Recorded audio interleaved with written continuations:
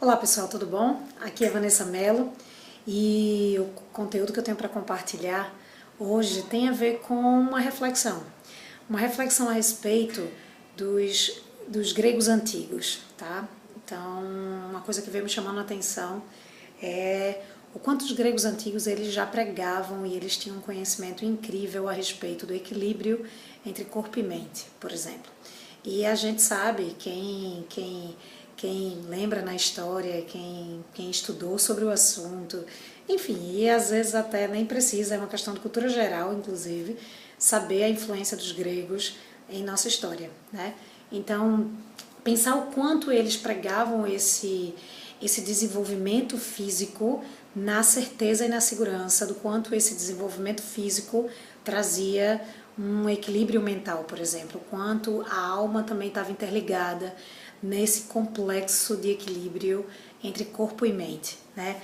Então, tentar pensar o quanto o grego, ele naturalmente, você via através daquelas imensas arenas onde eles desfilavam com seus corpos, eles eram estátuas vivas, digamos assim, em perfeição física, né? E tanto que eles foram, na verdade, inspiração para verdadeiras estátuas, né? Então, se você for em museus famosos do mundo, muitas das esculturas, muito das estátuas, elas são derivadas dessa inspiração também, né? Então, eles realmente fizeram um sucesso muito grande, não só nas artes, mas em relação a essa cultura física, em relação à parte intelectual, eles tiveram trabalhos desenvolvidos imensamente na parte intelectual, né? E o mais engraçado é identificar que o grego ele realmente aplicava na prática aquilo que ele pregava, muito diferente da sociedade, da humanidade nos tempos de hoje, né? A maioria das pessoas prega muito algo que não vive, e os gregos eles verdadeiramente aplicavam na prática aquilo que eles pregavam, que eles falavam, que eles acreditavam naquilo.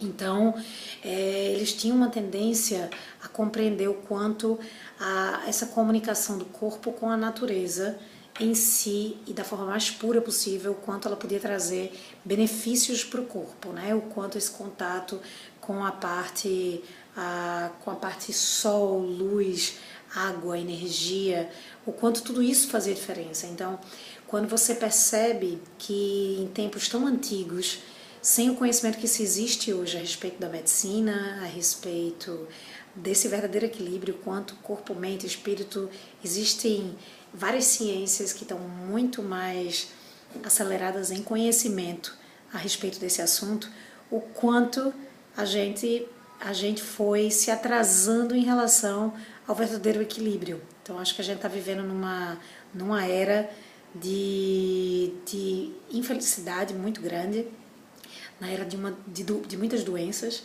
e o engraçado é que já existiram épocas de doenças por falta de medicamentos, por falta de conhecimento, por falta de vacinas, ou o que seja, ou por condições realmente de saneamento, condições de existência. E a verdade é que o que mais me incomoda, o que mais me assusta, o que mais me faz refletir é o quanto temos conhecimento hoje e o quanto a gente não usa tão bem esse conhecimento. Então é a era dos medicamentos, é a era de hospital, é a era de doença, é a hora de tratar e não prevenir. Então as pessoas estão esquecendo realmente de como a nossa caixinha, o nosso corpo, ela é o nosso habitat da nossa mente, é o habitat da nossa alma, e o quanto a gente tem que preservar isso, e o quanto a relação verdadeira entre essas partes, ela realmente faz o sucesso final nas nossas escolhas, o sucesso final do nosso eu, né, que eu venho falando bastante sobre isso. Então, realmente acreditar que quando a gente trabalha bem a nossa mente, o nosso corpo vai estar mais são. Quando a gente trabalha bem a nossa alma, a nossa mente vai estar mais sã. Quando a gente trabalha bem, enfim, então cada coisa dessas, cada parte, cada fragmento do nosso eu vai estar interligado, e o nosso sucesso como ser humano, o nosso sucesso em complexidade humana em evolução vai estar muito mais, como é que eu posso dizer, muito mais inteiro, muito mais verdadeiro, né? Então eu acho que a gente evolui, mas a gente perde o equilíbrio, e essa é uma verdade. Eu acho que a gente vai perdendo o equilíbrio, é o que vem acontecendo hoje em dia, por várias razões, e as doenças são inclusive diferentes. A gente já não está mais falando de tuberculose, eu não estou falando aqui sobre nenhuma doença, sabe, nenhuma gripe espanhola. Eu estou falando de estresse, eu estou falando de ansiedade, eu estou falando de pânico, eu estou falando de depressão. São as doenças dessa era, né? São as doenças da humanidade, e que são doenças que, mais do que nunca, a gente percebe a conexão dela com todas essas partes, com todos esses nossos fragmentos dos nossos eus, né? Então o que eu gostaria de dizer é que nos tempos de hoje, se a gente pudesse pensar e refletir que influência eu poderia trazer dos gregos, porque essa influência, ela foi, na verdade, ela trouxe como consequência a inspiração para o capítulo 6, por exemplo. Esse tópico falado hoje, ele está desenvolvido no capítulo 6 do livro Your Health, Sua Saúde, de Joseph Pilates. Um livro que foi publicado, escrito em 1934, tá certo? Então, realmente falar sobre isso, e para mim, ser algo tão atual, ser algo tão verdadeiro, ser algo tão intenso, faz muito sentido. Então, acho que se a gente pudesse voltar a viver a vida como uma arte, né, pensar no nosso corpo como uma escultura que a gente tivesse que moldar e modelar, não para atingir uma perfeição estética, mas uma perfeição de habilidade, de funcionalidade, de autonomia, de independência, né, de saúde. Então, acho que essa é a minha crença.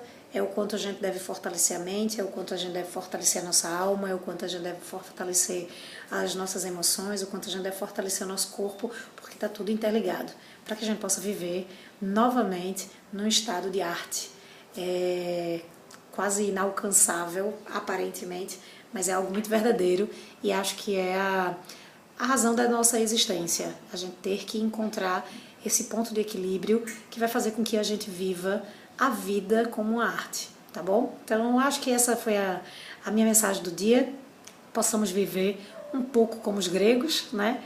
Um pouco como Joseph Pilates acreditava que podíamos viver através do seu método, contrologia, e que a gente possa conhecer um pouco mais dessa história, dessa cultura, das influências dentro do trabalho de Joseph Pilates, para que a gente conheça cada vez mais a verdadeira arte do controle, o verdadeiro método Pilates, porque ele não é só a aplicação de exercícios dentro dos equipamentos de Joseph Pilates, e nem muito menos mesclando com tantas outras maravilhas criadas pelo mundo afora, mas faz parte conhecer, é importante conhecer a essência, a raiz e a cabeça e as influências que chegaram à cabeça de Joseph Pilates para que ele pudesse criar um trabalho tão rico e tão maravilhoso, tá? Então eu espero que tenha sido útil.